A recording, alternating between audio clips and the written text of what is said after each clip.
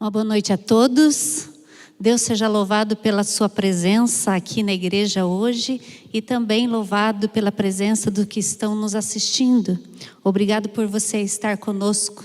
É muito bom poder parar uma horinha no meio da semana para louvar o nome de Deus. E é isso que nós estamos fazendo aqui hoje e você aí na sua casa também. Que Deus o abençoe. Aqueles que trouxeram as suas Bíblias, eu queria convidar vocês a abrir ela em Marcos 5, verso 25.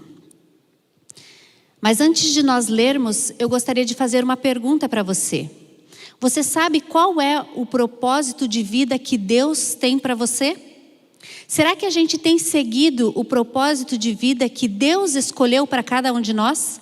Ou nós temos seguido o propósito de vida que nós mesmos queremos? Olha só o que diz em Marcos 5, verso 25. Nós vamos ler do 25 até o verso 34. Aqui diz assim: estava ali certa mulher que havia 12 anos vinha sofrendo de uma hemorragia. E ela havia padecido muito nas mãos de vários médicos. E ela tinha gastado tudo o que tinha, sem contudo nada melhorar a sua saúde. Pelo contrário, ela piorava cada vez mais. Tendo ouvido a fama de Jesus, a mulher chegou por trás, no meio da multidão, e tocou a capa dele, porque ela dizia: se eu apenas tocar na roupa dele, ficarei curada. E logo a hemorragia se estancou, e ela sentiu no seu corpo que ela estava curada daquele mal. Jesus, reconhecendo imediatamente que dele havia saído o poder, virando-se no meio da multidão, perguntou: quem tocou na minha roupa?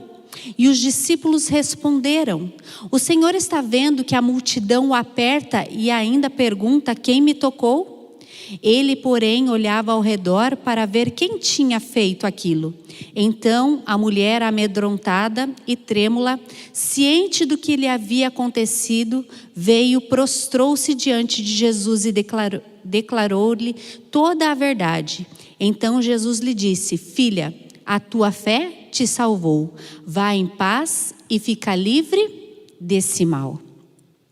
Hoje nós vivemos na geração saúde. A busca pela saúde, a procura da cura física e o sonho da eterna juventude são o anseio de muitas pessoas que hoje sofrem de algum mal e daqueles que querem viver com qualidade de vida. E para conseguir isto, as pessoas estão dispostas a dar e também fazer qualquer coisa. O fato é que ninguém quer estar doente, ninguém quer se sentir doente, ninguém deseja conviver com doença nenhuma. Olha esse momento que nós estamos vivendo. Começa ali uma dor de cabeça, uma dor de garganta, a gente já fica preocupado, não fica? Eu tenho certeza que fica. E nós não queremos nunca estar doente, principalmente nesse momento. Mas nós acabamos de ler na Bíblia a história de uma mulher com problemas de saúde. Ser mulher, queridos, na sociedade judaica era muito difícil. Agora, ser mulher sozinha era mais difícil ainda. Agora, ser mulher sozinha e ainda doente era algo assustador. Você já se imaginou com uma doença que causasse hemorragia por 12 anos? Já pensou nisso? Ter uma doença por 12 anos e essa doença causasse uma hemorragia? Os sofrimentos na sociedade judaica para uma mulher, eles eram vários. E eu vou citar alguns para vocês. As mulheres naquele tempo, elas eram consideradas inferiores aos homens. Havia uma oração que os homens faziam assim: obrigado, Senhor, por eu não ter nascido nem mulher, nem gentil e nem escravo. Então a mulher, ela era considerada um escravo. As mulheres eram proibidas de frequentar as escolas dos rabinos. As mulheres só tinham herança dos pais se eles não tivessem filhos homens. Já pensaram nisso? A escolha do esposo também era feita pelos pais. Era completamente proibido a um israelita conversar com uma mulher na rua. Mesmo se ela fosse a mulher, dele, não poderia conversar com ela na rua. O homem também, ele poderia pedir divórcio por qualquer coisa banal. A mulher, portanto, era um objeto de pouco valor. E a mulher da nossa história, ela estava condenada ao isolamento total. Da mulher que nós lemos aqui em Marcos, nós não sabemos quase nada. Nós não sabemos da sua família, nós não sabemos o seu nome, nós não sabemos se ela já tinha sido casada, se ela tinha filhos, mas nós sabemos uma coisa dessa mulher.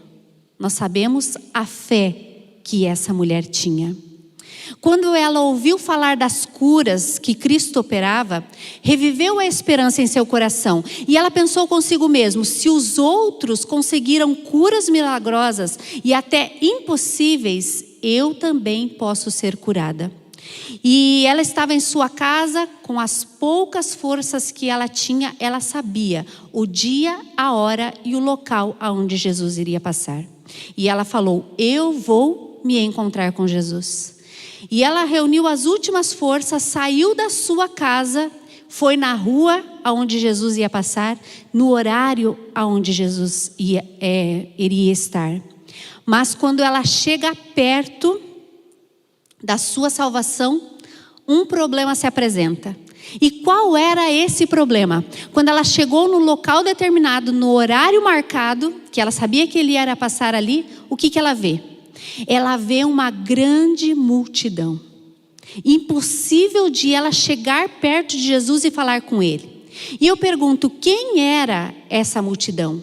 Pessoas que aparentemente amavam a Jesus, mas impedia que os outros chegassem perto de Jesus. E deixa eu fazer uma pergunta para você hoje. Você faz parte da multidão que segue a Jesus e ajuda outros a chegarem a Ele? Ou você faz parte da multidão que impede que outros se aproximem de Jesus?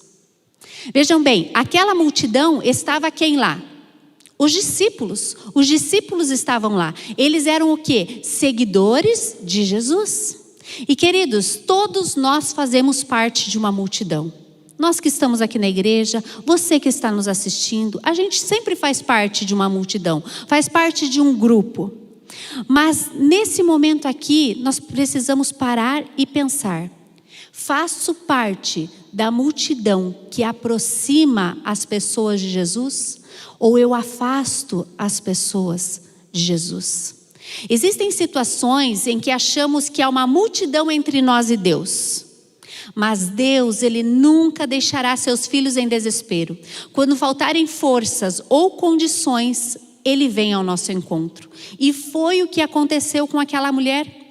Aquela mulher, ela falou assim, pensou: eu não vou conseguir chegar perto de Jesus. Eu não vou conseguir falar com Ele. Mas ela pensou: se eu apenas tocasse na veste dele, eu tenho certeza que eu seria curada. E aí talvez ela foi se espremendo entre as pessoas, por entre a multidão, passando de um lado, passando de outro. E quando ela viu, ela tentou esticar o máximo, mas ela não ia conseguir. E sabe o que Jesus fez? Talvez ele saiu da rota onde ele estava e ele foi mais perto daquela mulher, para ela poder tocar a sua veste. Jesus, ele conhecia aquela mulher, ele sabia do que ela precisava. Então ele caminhou em meio à multidão por entre o povo. Ele chegou perto dela e imagine só, a oportunidade estava ali. Ela não conseguiu ir até ele, mas ele foi até aonde ela estava. E finalmente o que aconteceu? Ela tocou na veste de Jesus. E logo que ela tocou, a hemorragia parou completamente. Uma sensação calorosa e maravilhosa de bem-estar penetrou em todo o seu corpo. A sua dor, os seus sofrimentos se foram e ela finalmente estava curada. Jesus então agora pergunta: quem me tocou? Vocês acham que Jesus não sabia quem tinha tocado nele? Se ele foi em direção a ela, para ela poder tocar nas suas vestes? É claro que Jesus sabia quem tinha tocado. Mas então por que será que Jesus faz essa pergunta? Quem me tocou? Jesus, ele não queria só a cura física daquela mulher, Mas ele queria outras curas também. Ele queria mostrar para toda a sociedade que aquela mulher estava curada. Ele queria libertar aquela mulher do constrangimento de ser impedida de entrar em certos lugares, de falar com algumas pessoas. Ele queria curar ela do constrangimento de não ir à igreja. Então Jesus faz a pergunta em voz alta para que todos pudessem ouvir: quem me tocou? Então, quando ela voltou para assumir que foi ela quem tocou Jesus, Jesus pôde falar publicamente: filha, a tua fé te salvou. Vá em paz e ser curada desse mal. Sabem, queridos, nenhum gesto fica despercebido pelo Deus do céu. Nele sempre haverá poder para solucionar todas as nossas impossibilidades. Tudo que sentimos, tudo que desejamos e o que fazemos passa pelo olhar misericordioso do Deus eterno. O poder de Jesus, ele traz restauração física, como ele trouxe para aquela mulher. Ele traz restauração social, como ele trouxe para aquela mulher. E ele também traz restauração emocional. Que transformação em apenas um toque.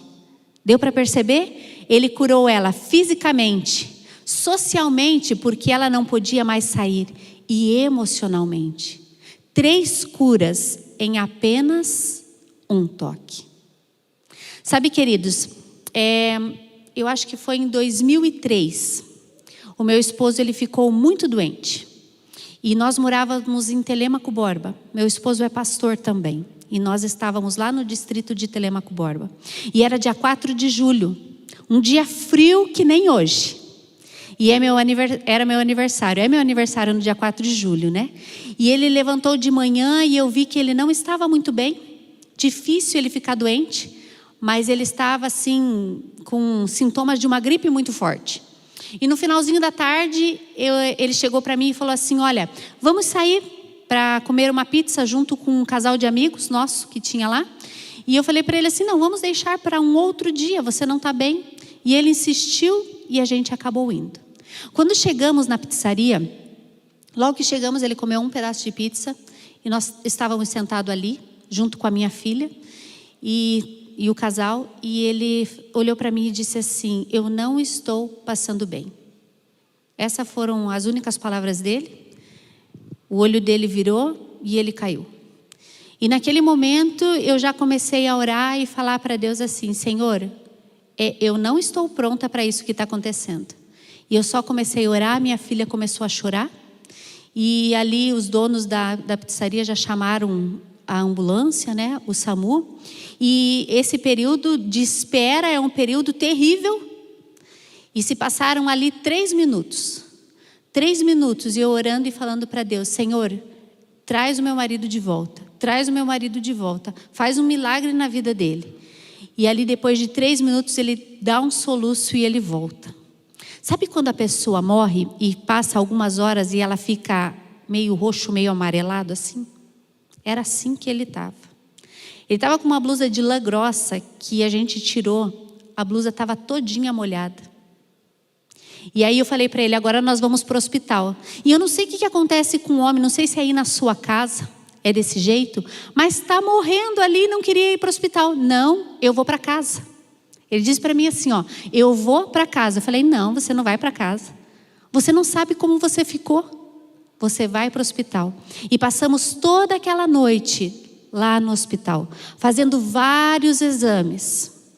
Na manhã seguinte, o médico que nos atendeu, ele era esposo de um membro da nossa igreja. E ele chegou e falou assim para mim: Keila, olha só, não deu nada os exames do pastor, tá tudo certinho. Mas ele teve uma crise de estresse muito grande, muito grande. E Deus fez um milagre na vida dele. Deus fez um milagre porque ele está aqui. Então eu quero que você leve ele para casa. Só que o seguinte, eu quero que você saia daqui de Telêmaco, porque eu tenho certeza que ele não vai parar. Então você vá para algum lugar com ele por 10 dias. E aí nós fomos para casa e eu falei: e agora? Né? Aonde ir durante 10 dias? Né? A gente não estava preparado para tirar férias, para nada. E aí eu arrumei as coisas dele, as minhas, da minha filha, e falei, vamos para a casa da minha mãe. E ele brinca comigo, olha que situação eu cheguei. Ter que ir 10 dias para a casa da minha sogra. Mas ele e minha mãe se dão muito bem, né? Meus pais ali se dão muito bem. E nós fomos lá. E lá em Ponta Grossa, onde meus pais moram até hoje, eu falei assim, não, vamos fazer mais alguns exames. Vamos ver se está tudo bem mesmo. E lá fizemos durante aquela semana vários exames. E não tinha nada mesmo. E durante esses 10 dias, o meu esposo, ele não queria comer, ele não queria fazer nada, ele só queria dormir. E foi chegando assim no 7º dia, eu comecei a ficar muito preocupada, porque esse não é a pessoa que eu conhecia. E aí eu comecei a questionar Deus, porque eu falava assim, Senhor, eu pedi um milagre, mas eu não quero um milagre pela metade, eu quero um milagre completo. E aí, ele não queria levantar, ele não queria comer, ele não queria tomar banho, né? E quando deu 10 dias, ele levantou, ele tomou banho, ele trocou de roupa e ele falou assim, vamos arrumar as coisas porque agora nós vamos voltar para casa. E aí eu agradeci a Deus e falei assim, Senhor, obrigado pelo milagre completo. Só que quando nós voltamos para Telêmaco Borba e o meu esposo começou as suas atividades nas visitas que a gente ia e também nas pregações, eu vi que tinha algo errado. Porque ele não conseguia se concentrar. Quando ele estava falando, de repente ele parava, ele demorava para continuar falando e ele não voltava a falar aquilo que ele estava falando. Ele tinha dificuldade de concentração, a gente estava nas visitas e às vezes eu tinha que dar umas cutucão nele assim, né? Para ver se ele voltava a se concentrar no que a pessoa estava falando. E ali eu comecei a orar a Deus e falar, Senhor, eu pedi um milagre naquele dia e o Senhor precisa realizar o milagre por completo. E aí eu fico pensando, mas qual era o tempo de Deus? Qual era o tempo de Deus? Talvez aquele fosse o milagre completo. Às vezes nós não queremos entender os planos de Deus para a nossa vida. E eu não falei nada para o meu esposo sobre isso porque eu não queria preocupar ele. Certo dia ele estava pregando na igreja da Kennedy e ele fez um sermão e no final do sermão ele falou assim, queridos, nesse momento eu vou dar um tempo para vocês orarem pelas pedras de tropeço que você pode ter na sua vida. E eu vou orar também pelas minhas pedras de tropeço.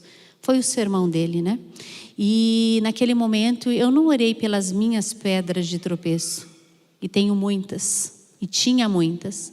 Mas naquele momento eu orei pela pedra de tropeço que tinha o meu esposo. E eu falava, Senhor, olha só, o trabalho dele todinho precisa de concentração. E eu preciso que o Senhor realize o milagre por completo. Fomos para casa, na hora do almoço começamos a falar sobre a meditação, sobre o sermão que ele tinha feito. E eu falei para ele assim, deixa eu te contar uma coisa. No momento em que você falou para nós orarmos, eu não orei por mim, pelas minhas pedras de tropeço, mas eu orei por você. Eu orei pedindo para que Deus restaurasse a sua saúde por completo. E naquele momento eu falei para ele a minha preocupação. E ele falou para mim a mesma coisa, ele falou assim, olha, eu sentia tudo isso, mas eu não queria contar para você, para não deixar você preocupada. Olha a comunicação aí, né? Falta de comunicação. Ele não falava para eu não ficar preocupada e eu não falava para ele não ficar preocupado. E ele falou para mim que ele também orou para que Deus restaurasse a saúde dele. E ele contou que naquele momento, naquela manhã, naquele sábado, quando ele estava orando, ele sentiu uma mão passando aqui na testa dele. E queridos, Deus naquele momento fez um milagre por completo. Ele não tocou nas vestes de Jesus, mas Jesus, com o seu poder restaurador, ele tocou no meu esposo. E daquele dia em diante a restauração foi por completo. Mas Deus sabe o momento e a hora de restaurar aquilo que nós necessitamos, com apenas um toque. Jesus nessa noite, ele está passando por essa igreja. E ele está passando também pela sua casa. Mas assim como naquela multidão só uma pessoa recebeu a cura e o milagre, hoje talvez poucos também recebam. Sabe por quê? Porque não basta fazer parte de uma multidão, não basta fazer parte da igreja. Nós temos que buscar a Cristo com todo o coração, com toda a alma e com todas as nossas forças.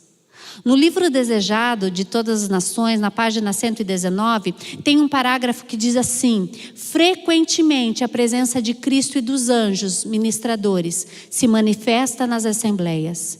E o povo, no entanto, muitos há que não sabem, nada percebem de extraordinário. A alguns, porém, é revelada a presença do Salvador. Paz e alegria lhes animam o coração. Eles são confortados, eles são animados e eles são abençoados. Queridos, nós temos um Deus único, que não é um Deus de multidões, mas Ele é Deus de indivíduos. Ele vê a cada um distintamente. Ele conhece as minhas impossibilidades, as suas impossibilidades. Ele conhece as nossas dores. Ele socorre a cada um conforme a sua necessidade. E aí eu pergunto para você, qual é a sua necessidade hoje? O que você precisa? Eu, Keila, não sei, mas Deus sabe. Você precisa conversar com Ele e acreditar que o milagre pode acontecer na sua vida. Quer você o milagre de Deus? Tem você buscado a Deus todos os dias para que esse milagre aconteça na sua vida? Muitos naquela multidão tocaram as vestes de Jesus. Sim ou não? E não foram curados. Por quê? Ainda hoje em nossos dias, muitos aprendem sobre Jesus, estudam a palavra de Deus, respeitam a Ele, mas não são transformados. Por quê?